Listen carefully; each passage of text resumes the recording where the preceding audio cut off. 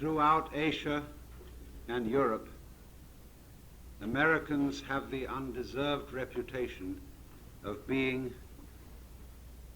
authors of the most materialistic civilization that ever existed. The undeserved reputation. Because never was there a culture so completely unmaterialistic. I define a materialist as a person who loves material and who reverences it and who delights in using it to its best advantage.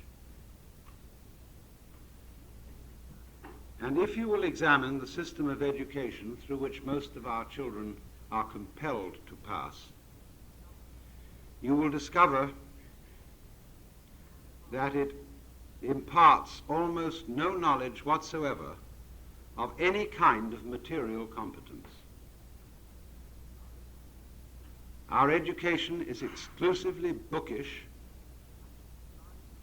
and is designed on the whole to train people to be bureaucrats, bankers' clerks, insurance salesmen, teachers, and we hope intellectuals. It is a curious thing, but in its weak moments, it admits that there are a lot of people going through the scheme who really will never qualify for graduate school, and not even perhaps for college. And for these, it must provide, rather regretfully, some courses which train them for other things. It's always a joke among Europeans that in American colleges you can get an AB, you can get credits towards an AB for courses in basket weaving.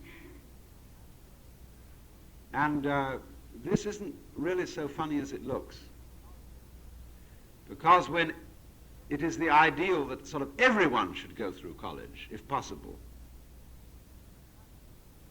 you have to adjust to facts. You can't have a nation, you can't have a society in which everyone is always occupied in intellectual and computational pursuits. A few people have to be around who know how to handle the material world in a gracious way. And for these people we provide only regretfully, as an afterthought, that people who might otherwise be dropouts in high school should be given some courses which would prepare them for trades in carpentry, metallurgy, even perhaps auto mechanics, furniture makers, cooks, and so on. But as a rule, because these kinds of education in the academic world are provided only with regret, they are provided in a slovenly fashion.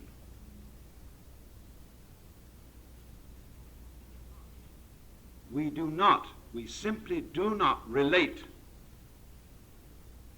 to the material world.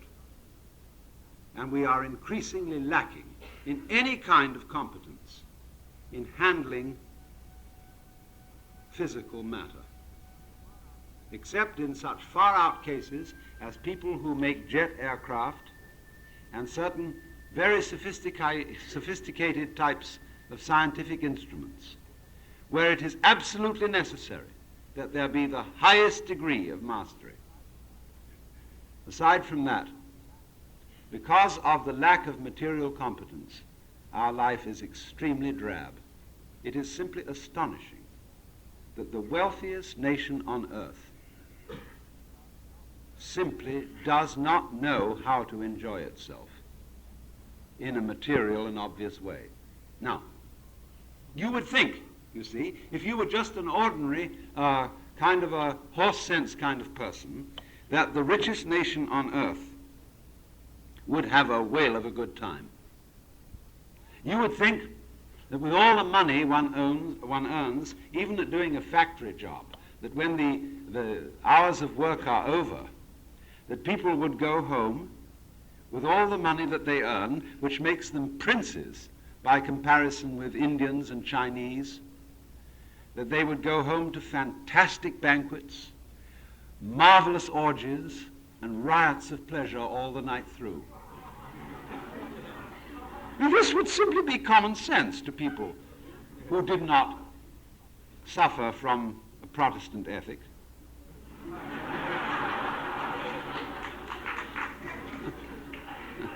But in fact, what happens is this, that we've got life strictly divided into two categories, work and play.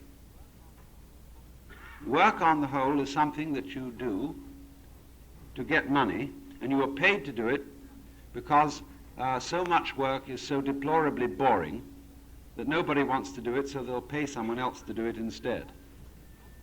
So while you do it, you watch the clock. You put in your hours, and then you get money for having done it, and then you're supposed to go home and enjoy yourself and have fun. Well, so what do? You get home, and instead of having fun, the main thing is to watch TV.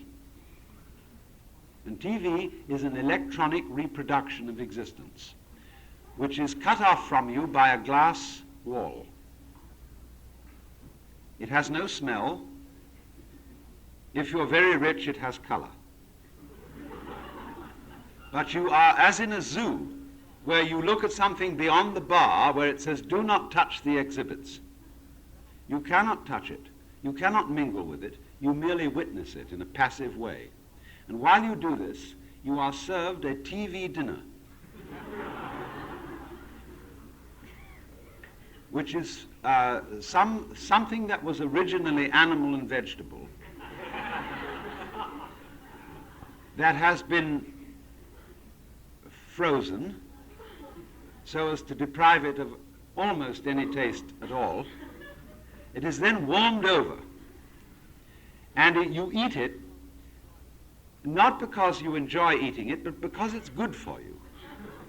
It enables you to continue living because it has been carefully studied that it has in it exactly the right amount of calories, carbohydrates, and vitamins. And many of such preparations are served with a small label which contains a scientific formula on them as to all the good things for you which it contains. It tastes of nothing whatsoever, and you eat this while you watch this show going on. You may wash it down with a soft drink that's vaguely alcoholic called beer. And in the meantime, you get absorbed by the spectacle going on in front of you, in which you do not participate, you merely witness it. And it goes on long enough for you to be tired enough to go to sleep. This is supposed to be a life of pleasure. Generally speaking, you see, we really are not materialists at all. We don't love material. We hate it. And we are devoted to the cause of converting it as fast as possible into junk and poison gas. We are not people who love time, which is one of the measurements of material, and space, which is another. We want to abolish it. We want to get as fast as possible from one place to another, to get rid of space and to get rid of time. And the result of this is, of course, that as we get rid of space and time, as we make all places almost immediately accessible by jet aircraft, all places become the same place. So naturally the tourist who is beguiled into taking a holiday in Honolulu asks, is Honolulu still somewhere else? Is it still a land of girls in hula skirts and naked breasts and palm trees and luau's and so on? Well, they'll make it like it is, vaguely, but of course it isn't. Honolulu is the same place as Coney Island, Atlantic City. Tokyo is just the same. It is simply an extension of Los Angeles, one of our suburbs. Because the faster you can get from place to place, the more you have conquered the limitations of time and space. The more everywhere is the same place. So the differences between different cultures, the differences between people, the things that we want to see when we go to foreign places are increasingly unavailable except as something provided in a phony way for the entertainment of tourists to deceive them into the idea that they really did get somewhere else.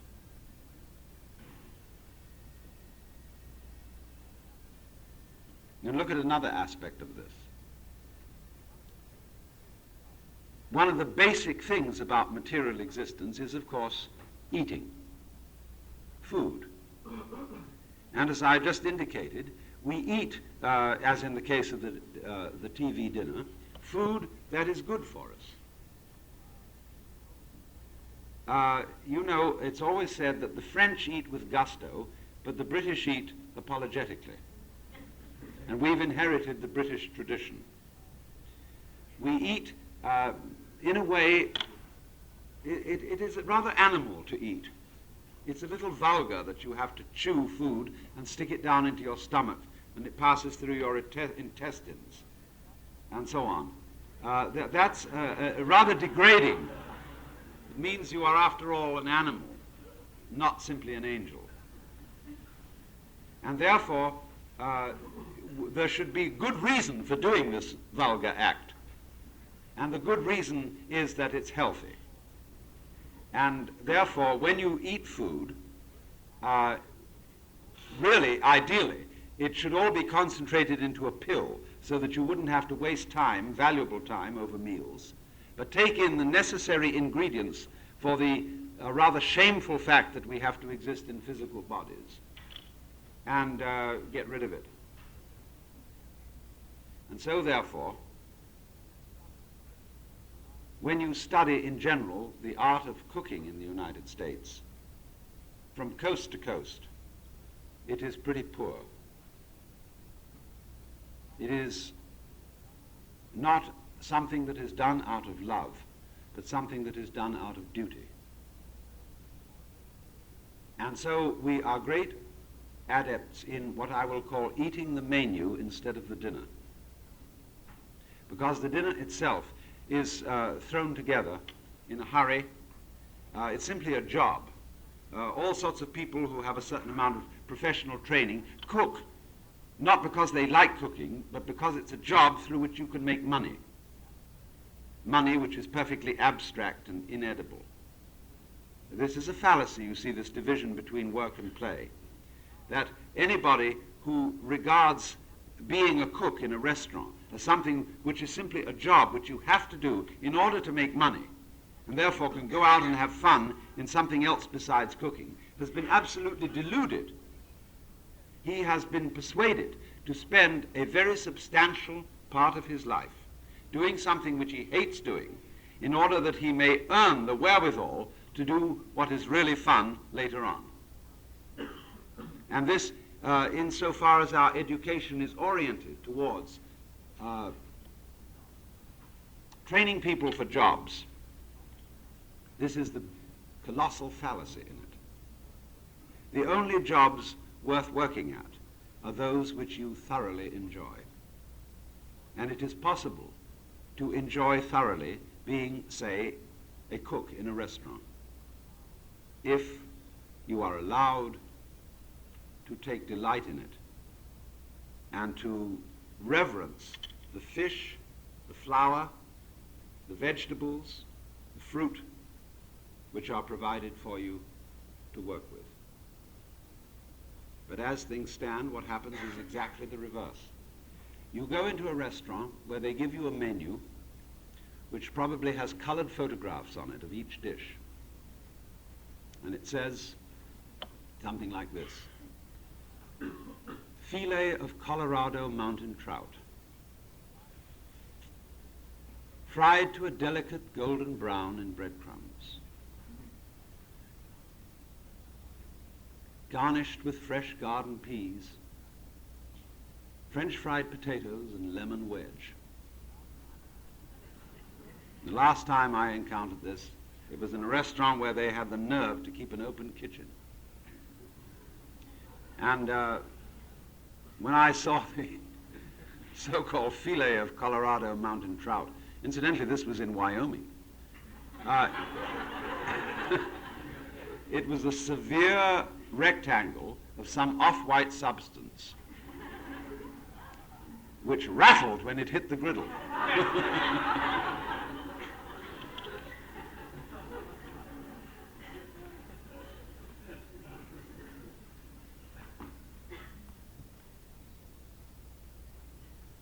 You know, the whole thing was completely mechanical, because there was in this process absolutely no love for the work itself. The cook, in other words, was wasting his precious time in life by going through the motions of being a cook in order to get money for enjoyment. Now, the thing that has to be understood fundamentally in the whole process of education for life is that money is an abstraction. It cannot of itself buy any pleasure whatsoever, because all pleasures involve skill and love. Enough love to discipline yourself to enjoy the pleasure. I live in, as was told you in the introduction, in Sausalito, which is a lovely waterfront town north of San Francisco, and we have harbors galore, filled with pleasure craft, sailing boats, motor cruisers, which for the most part nobody ever uses except for cocktail parties aboard when they're tied up. Very few people go out on them because sailing is a difficult craft. These boats were advertised as something you ought to have to enjoy yourself, but when you got them, you found that you couldn't enjoy yourself unless you knew how to sail. Well, you didn't have time to do that because you were so busy making money. So all these boats just stand around. And nobody really enjoys them at all because they won't take the trouble. But having been persuaded that money is wealth, take another case of this delusion. You can make a lot of money, say, in the grocery business by turning out shoddy products in excellent packages. You cheat on the weight and you cheat on the quality. You make more and more money. Fine. But when you've got it, what are you going to buy with it? Other people's shoddy products. We have cars with built-in obsolescence, which are nothing but toy rocket ships. We have, as I said, various kinds of foodstuffs, which are increasingly lacking in nutritive elements. We have houses, which are made of ticky-tacky.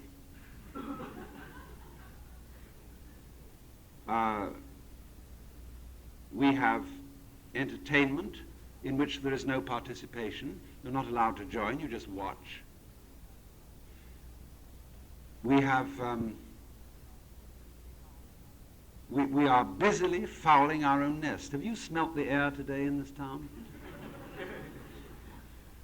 It all smells of some kind of funny acid. And this is supposed to be people who are rich and wealthy and know how to enjoy themselves. It's a farce. And to some extent, the reason for this farce is the whole philosophy of education through which our children are being processed. I want to look at this, but I want to look at it first of all from the standpoint of bringing up children in this culture and the whole structure and nature of the family, because that's where the puzzle begins. Have you noticed that over many years, a large number of the jokes in most of our popular magazines where they print cartoons have to do with father as a clown. Take Dagwood in the comic strip. The incompetence of Dad, who is always some kind of an idiot, whereas Mom has to handle the real problems of the family and is therefore the realist in the picture. Dad is a clown. Why? Because he goes away to a mysterious place called the office or the factory, in which the family as such have no part and no real interest. He brings back a thing called money, and they want more of it, see, back at home. They don't care how you get it, just so long as you bring it back, because they're not interested in what you as a man do. And when you come back from the various rat races in which you are engaged making money, you're supposed to be a good pal to the children, play with them, and look after your wife and appreciate what she's done all during the day. But they have no interest in what you do. They couldn't care less.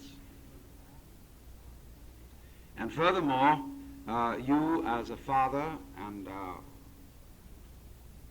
you as a mother are expected to live for your children. Americans have an enormous sense of guilt because they have not done right by their children. And they're trying more and more to do right by their children. And they always feel they haven't quite succeeded somehow. We are child-centered families. Guilty, constantly feeling guilty because we haven't brought them up. And therefore we call in every kind of specialist and expert and advisor to tell us what we should do with our children. The difficulty is that the family as an institution is not surviving in industrial culture. It is an institution designed for an agrarian culture. The family was built around the farm, where the children worked on the farm and understood and were brought up into the interests of the farm. The small shop or the workshop, such as you find in an agrarian culture. It's fascinating to notice today the transition from agrarian to industrial culture in a country like Japan, where it's been extremely rapid. Let's take the craft of carpentry in Japan. The Japanese have been some of the best carpenters in the world, absolutely marvelous, knowing how to make the most complex joinery constructions without even using a blueprint, doing it by feel and by eye. In order to train a person to do this kind of carpentry, he has to begin to learn when he's 7 years old. But as it is now, because Japan has transferred to being an industrial culture, you may not bring up your child in your profession as a carpenter. You have to send the child to school where it can learn to be an insurance salesman. The child gets through school, goes through high school. When the child gets out, it's not interested in carpentry, it's interested in girls. Has to fool around with that for a while and then get married and then begin to learn the carpenter's trade, and it's too late to be anything but somebody who follows a blueprint. And therefore this marvelous craft which the Japanese cultivated for centuries is being lost. For what? I know many carpenters in the United States today who take enormous pride in their work, who love to produce a beautifully finished object made of wood, but they cannot find jobs because no employer can afford that time for his workmen to finish a product. It has to be turned out looking good on the surface with a sort of veneer and varnish, but anything thrown together on underside. So it'll wear out and they have to do another one. So nobody has any satisfaction in the job. And the reason is that the family no longer holds together, because the family, the man in the family has to go away and earn a living that has absolutely no relation to his living relationship with his wife and his children. And therefore, naturally, he's regarded as a clown. when he comes home, he's not really a very good pal to his children, because the children would find a real relationship with their father in joining in his work with him. Every little child wants to join in his parents' work. They go into the kitchen. They would much rather play with the pots and pans than anything else. They want to help. They naturally want to join in, but they cannot. And therefore, instead of being allowed to join in with the real work of their parents, they are given propitiatory objects called toys. You may have a toy stove. You may have toys, dolls, and pretend that they're babies. You may not actually look after the baby because there might be an accident. So the children are propitiated with every kind of fake plastic thing that adults are supposed to use. Especially those real adults who go out and fight the wars, you know. Then they have the plastic gun. And the children are not satisfied with this. They are absolutely frustrated with it because all these toys fall apart in a hurry. They don't really work. They don't do what's expected of them. They are not real. And the child knows they're not real. And you should see Christmas Day when you really think about Christmas Day in the average family and realize that after the children have opened all their fake presents, which were dolled up to look as if they were the treasures of princes, and they get the plastic toys and they find everything doesn't work. And by time for Christmas dinner, they're in a screaming tantrum because they know inwardly that they've been insulted. They are not allowed to participate in the real world. You are children. Duty, duty, duty, duty. See? You don't really count. And so as the whole educational process continues, they are educated for unreality, for non-entity, by being progressively fooled. You see, it works like this. You know this story of the donkey who has a carrot suspended in front of him, and it's attached to a stick which is fastened to the donkey's collar. So we'll always chase it but never catch it. So this is what we do. We send a child into kindergarten and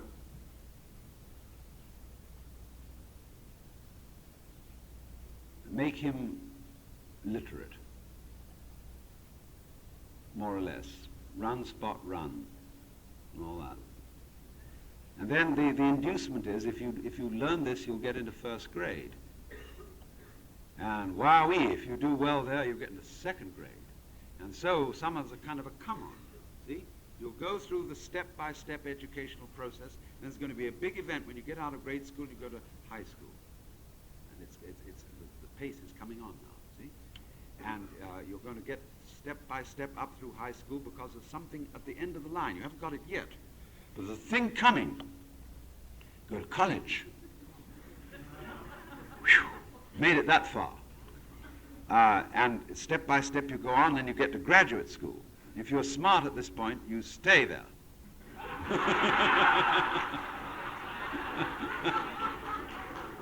But if you don't get into graduate school so that you can just stay in the academic scheme of things, you go into business. That's getting out into the world. That's graduation. See, now you're an adult. Well, then the first thing is you get into a sales meeting where they say is make that quota. And if you do, they're going to give you a higher quota. And that thing is at the end of the line, it's there, and all the advertisements say, well, by the time you earn this and get that, you'll be able to have the right kind of car, the right kind of speedboat, the right kind of track lot, the right kind of clothes and everything, the right kind of drinks, and you'll be there. And finally, you work along at this, you're earnest, and about the year of 45, you end up as vice president of the company, maybe president. And you say, I've arrived. I'm there. But I feel vaguely cheated because I feel just the same as I always felt. I'm there, but I haven't caught up with that thing I was always promised. And suddenly an insurance man comes around and says, wait a minute. You're going to retire at 65. And we got a program for you. So that you'll be just right. When you're 65, you'll be able to drop all this business and do what you really want to do.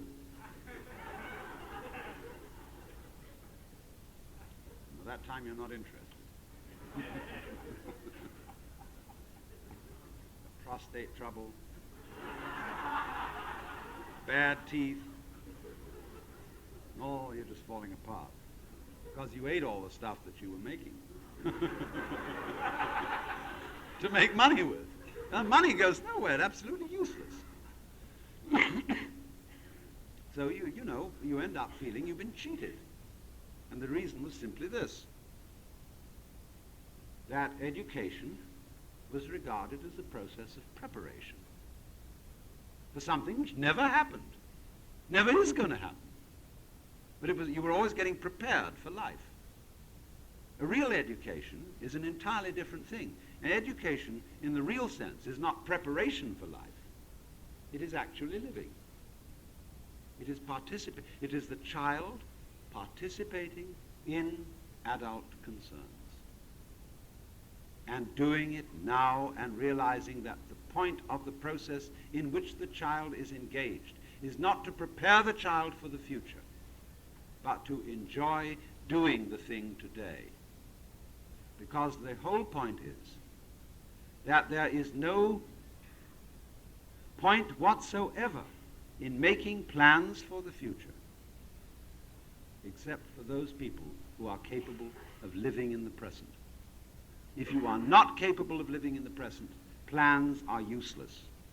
Because when those plans come to fruition, you will be incapable of enjoying that fruition. Don't worry. If you are not capable of living in the present, don't make any plans. If you are capable of living in the present, then some plans may be useful, because they will produce something which you can enjoy and take part in. But it seems to me that the absolute point of any educational system that has any worth whatsoever is the progressive allowing of children to participate in activities that adults consider real and important. And that should begin very early. Instead of saying to children, no, you go away and play while we do what's important, let them in on what we consider important at once. But this is very difficult in what we call the child-centered family.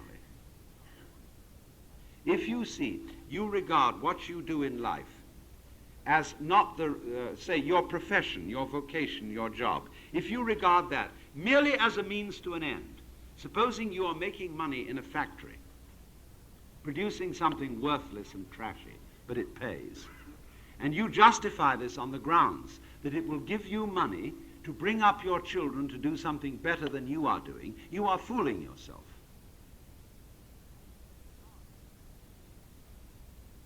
Because your child will copy you. And if you exist simply to bring up your children for something better than you have, then your children will do nothing but exist to bring up their children to do something better than they have. And they'll always be frustrated.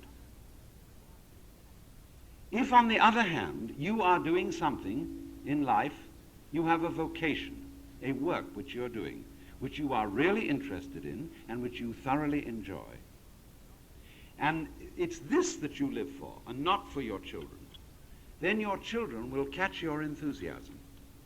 And they, in turn, will find something that they can live for and be really interested in, and in turn, their children will become interested in it. But we are, unfortunately, a culture, because we always have the sense of guilt that we haven't brought up our children properly. We do everything possible we can, theoretically, for the good of the children.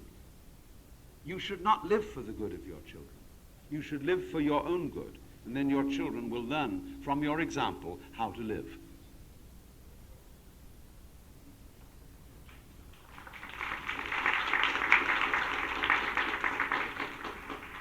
So then,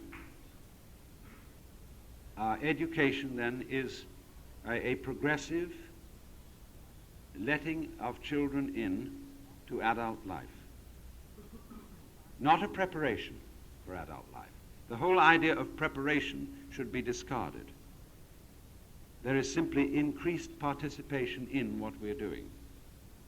I have just come from Mexico, from a very primitive area, where the educational system is sloppy, thank goodness. And I watch builders at work, and they're wonderfully skillful with brick. And here are the older men working on a house, surrounded with little boys who are their children. And the little boys are running errands and doing things, and they are learning how to build while they help their fathers. And they feel one with their fathers. Dad isn't some obscure being off there who they occasionally meet in the evening and who does something completely mysterious and is supposed to chum up with them on a purely play basis. See, what it is in our family is Dad comes home and he plays with the children about something trivial. He reads them a story about the mousie and the teddy bear. And having done that, he's satisfied his duty, he's done his penance, having had them. And but these so-called primitive Mexicans have their children working along with them. And those Mexican children, I'm not, of course, speaking of Mexico City and the great industrial slums of Mexico. I'm speaking of a very far-out village where they're mostly Indians. Those children are not children in the sense of cutie children. They're little men, the boys are, with a curious competence and a curious wisdom. Little men who can be trusted to do all kinds of things, but they are really related to their parents because they are engaged in the same work as their parents. But you see, we have abandoned all responsibility for our children by sending them away to be educated by other people and other children, especially by other children. All equally, I mean, it's the blind leading the blind. And so we are increasingly oppressed by guilt that we somehow haven't done right by our children, and we want to give them the best that we can have. But the whole trouble is we are, may I say, ass backwards. We are living for the children with nothing to give them because we do not have a real enthusiasm for our own vocation or profession or whatever it is in life.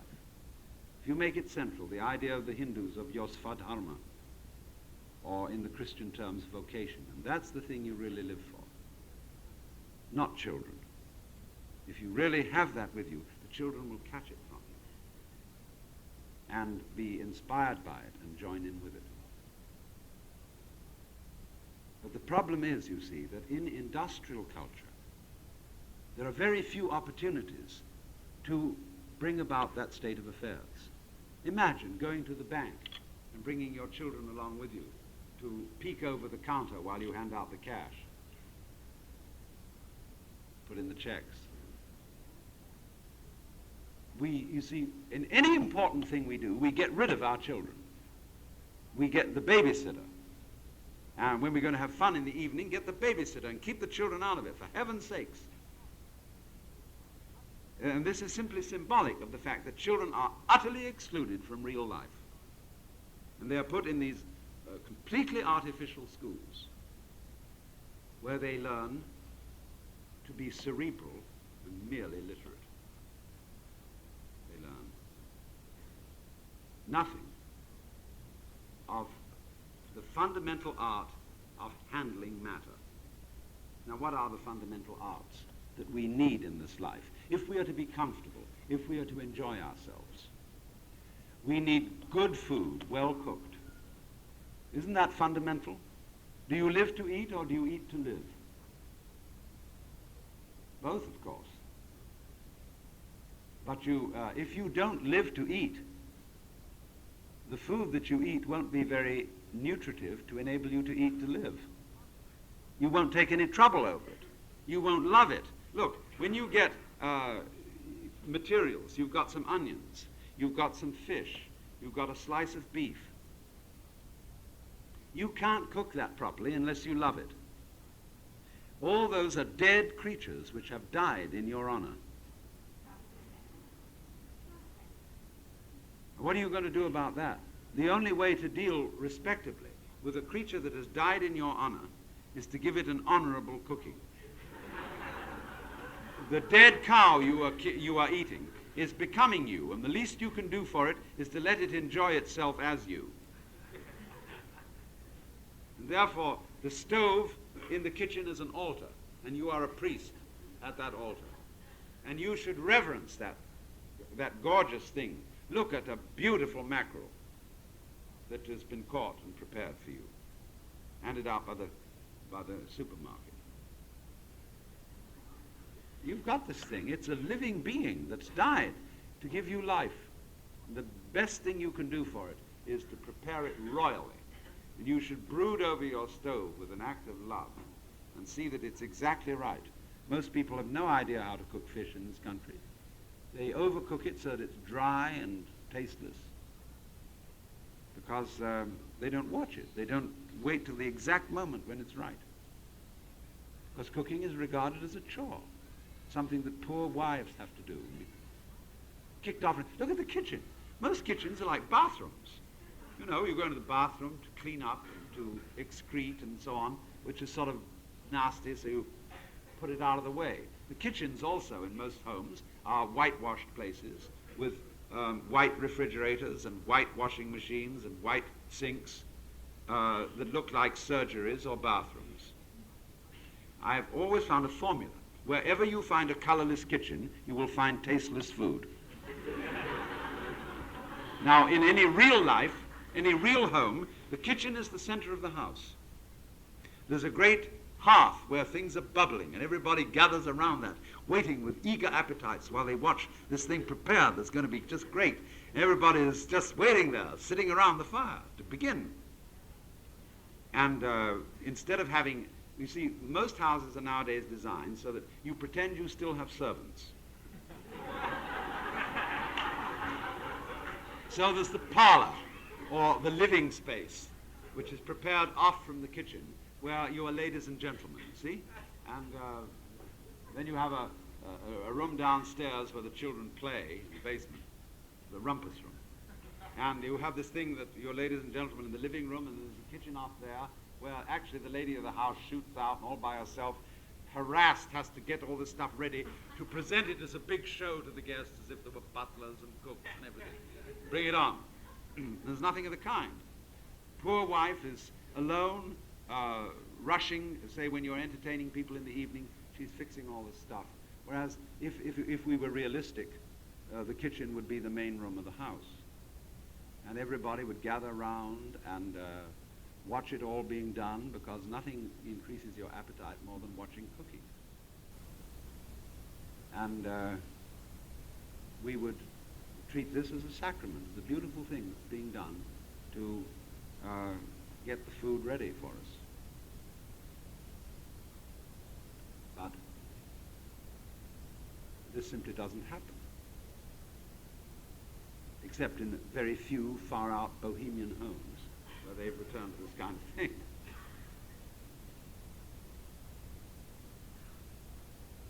So cooking, then, is one of the arts of material competence. And we do not teach it. You take a course in home ec, dietetics and so on in the average school, high school or college. It doesn't teach you how to cook.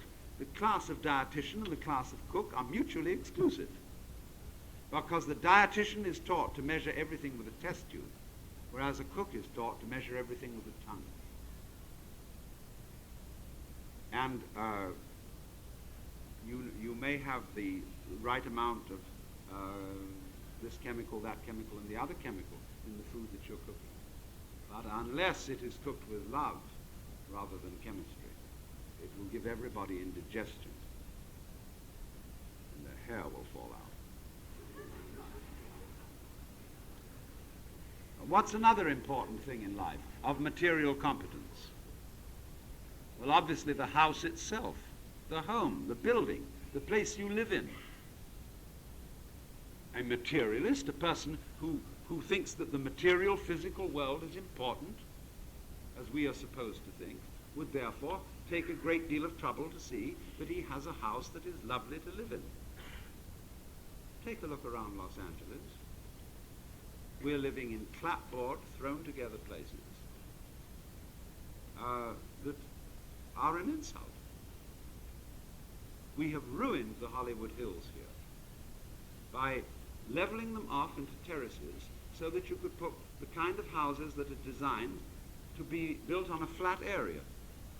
And they're put on the hills, and then the water courses are all changed, and when it rains heavily, Kim Novak's house is inundated with mud, which serves her right. I'm sorry, I liked her very much, but she shouldn't have bought a house like that, because they're not adapted to the hills. If you like to live in the hills, you want to live in hills. Therefore, don't turn them into flat areas. Therefore, design a house which is appropriate to a hill. A house which will not disturb the hill, which will fit in with the contours of nature and the vegetation of nature as it already exists, which is what you wanted to live in and enjoy anyhow, wasn't it? Take another important aspect of material life, furniture. Whew. Have you ever looked at the furniture in Dagwood's home? You know, it's really one of the things that we suffer from is we have too much furniture.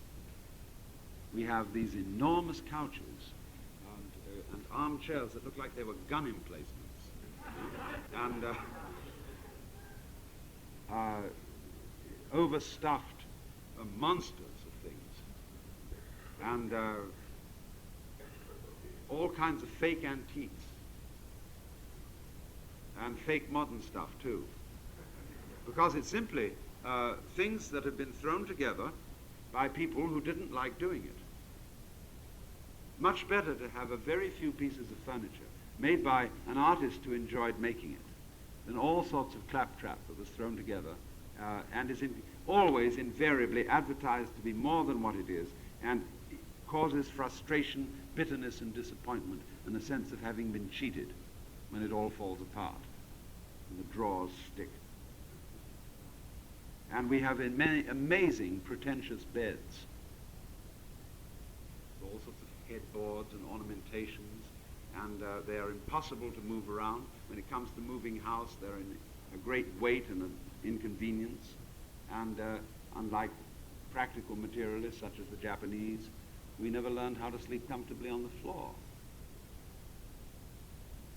Well, what else is important from the point of view of material competence? Well, we've considered, well, let's think of clothes. That's important. Here we come across something fantastic. We just don't know how to dress. All men in the United States, with some exceptions on the West Coast, look like funeral directors.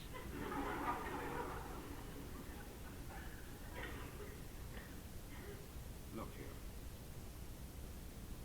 I'm wearing this thing as a concession to propriety.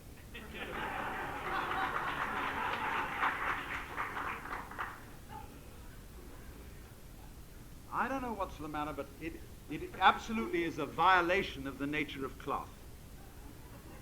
Cloth naturally is a two-way system with warp and woof, and it's woven in rectangles. That's the convenient way to weave cloth. And therefore, cloth is straight stuff, which will hang upon the human body with great dignity and fall naturally into folds if made in, say, the form of a Japanese kimono. But this thing is a bastard uniform with buttons on the sleeve which serve no other purpose than a relic of the days when they were there to prevent servants from wiping their noses on their uniforms. This thing simply cannot be folded or packed away without making it a muss, so that it has to be sent to the cleaners, or your wife has to iron it in order to be fit to wear. Because it is a fake which is designed to fit the human body, to fit the contours of the male figure, which is not in the nature of cloth. Cloth should hang on you, and then it is dignified. But when it is shaped in this way, it doesn't fit you. You have violated the nature of cloth, and therefore you've got yourself a kind of a silly garment. And furthermore, it is not comfortable. Let's take, for example, trousers. Trousers are designed for women, not men. Not all women look good in trousers. But certainly they are very uncomfortable for men. Men should wear freely flowing skirts because that suits their anatomy. But we could consider that sissy for purely abstract reasons. We wear all kinds of complicated neckties and buttons and everything to make us uncomfortable. And furthermore, our clothes are mostly badly sewn, rottenly put together, and very quickly fall apart. So that if you want really good clothes today, you must buy them from peasants. You can go, for example, to Mexico and get gorgeous woolen clothes, serapes, sweaters that are absolutely beautiful. You can still go to the Orient and buy magnificent clothes made by people who enjoy making. Whereas here, we dress in a colorless, drab way. And we wear this symbolic necktie, which is really a noose to be strangled with. We, in other words, don't enjoy clothing. We ought to enjoy clothing. What's the point of going around in clothes unless you enjoy clothes? What else is a matter of fundamental material competence that everybody ought to know about? Well, let's take lovemaking. That's very fundamental. But this is something that our children learn through whispered hearsay, or through a few courses in hygiene in high school, which tell the bare facts, but nothing of the art. And this is picked up in a sloppy, slovenly way because of this weird, I mean, here is the real payoff in this culture, where we say we are materialists. Ha ha. In fact, what happens is this. Everything to do with sexuality is regarded as fundamentally dirty. It's associated with the toilet. But, and therefore, it's something basically prohibited. But men brought up in the WASP culture know that it's really supposed to be fun, and so they sort of snicker about it. And it's always on the side. It's something that you don't really enjoy unless you feel it's dirty. And you're doing something you're not supposed to do, then it's kind of fun. And so there's a perpetual hypocrisy play about the whole thing. And nobody ever, I mean, the most banned, the most reprehensible thing you could do in this culture is to come out, say, with a book on the art of loving, which would be comparable to a book, say, on the art of music or the art of cooking, that would be beautifully instructive, to show every subtlety, every loveliness that is possible in the contact between male and female, that would be serious, that would be almost religious in its approach to the subject. That would be the most dangerous book imaginable. Because it's all right so long as it's dirty. It's all right so long as it's filth. But the moment it's something that is really important and really reverenced, then we're afraid. And this is the test of the whole thing. This is the root of the matter. This shows where we are not materialists and do not love material, do not love mater, the mother, materia. So as a result, we have a culture which, instead of being materialist, is abstractionist, which, for example, confuses money with wealth. You know the situation, you go to the supermarket and you fill your little cart with all sorts of goodies, and you push it up to the counter, and the girl goes clickety, clickety, clickety, click, and a long, long strip comes out. And she says, please, $30.25. You feel depressed. Not perhaps because you thought you were paying too much for what you got, but you lost $30.25. Your bank balance went down, see? But instead you've got the cart full of the stuff you're going to walk out with. The real wealth is in the cart. You know, not mentioning how much of it is fake, but it is essentially, that is your food. That is the stuff you're going to live on. And it's in your cart and you're going to go away with it.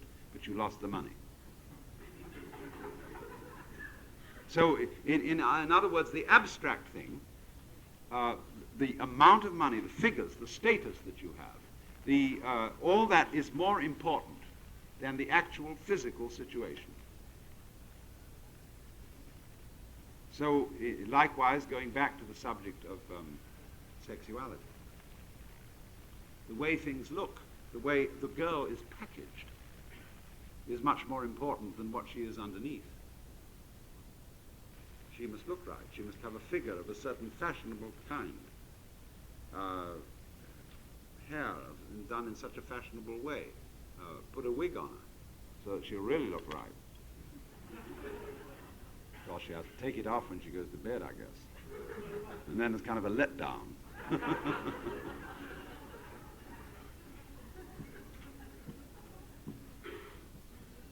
In other words, the point to understand that I'm trying to get across is that while we are priding ourselves on being masters of the material world, we have not mastered it at all, except in a few engineering dimensions where we really have done a good job. A jet plane is a remarkable triumph, even though it abolishes distance, even though it makes every place the same as every other place. It is in itself a triumph of material competence. But in all the fundamental things of life, in clothing, in cooking, in housing, in raising children, in lovemaking, we are the biggest material incompetence that ever existed, because our values are abstract instead of concrete.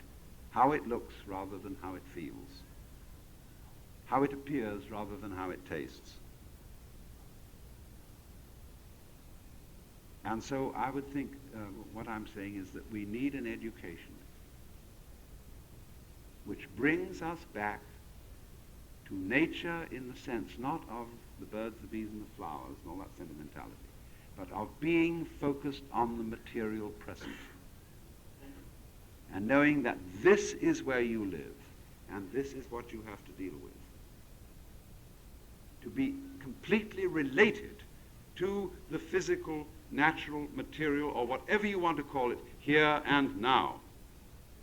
To know that's the only place you live. You don't live anywhere else.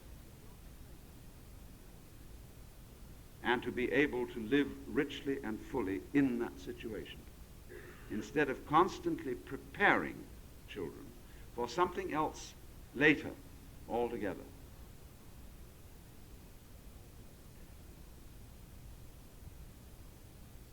I think this means the easing of the school burden,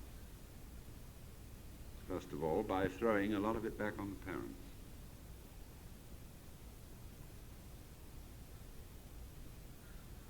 The school system is a huge babysitter system.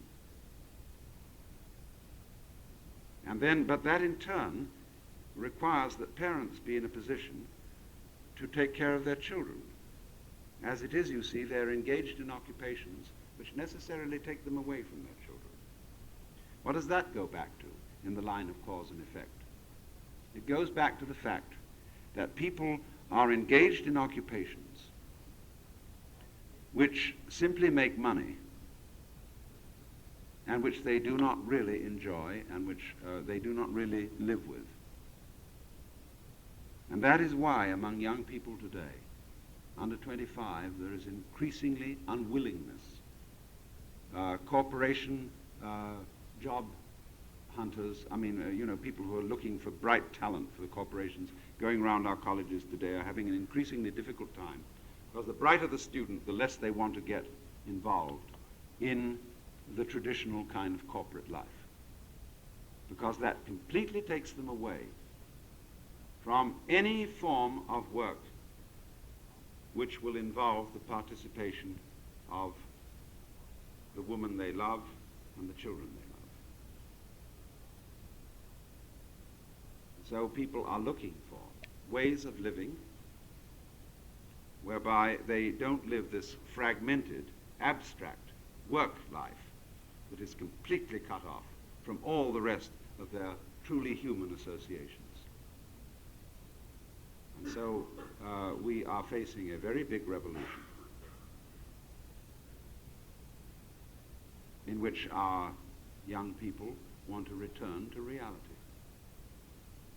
And even though what they do may make very little money, it will at least have the satisfaction of being an actual relationship to the real world in which we live now.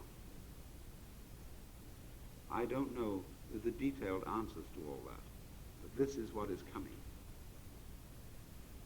It will be very disruptive of things as we know them. But better by far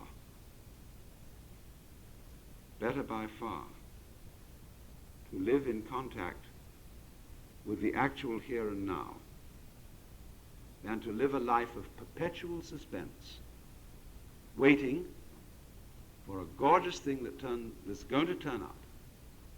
It never, never does.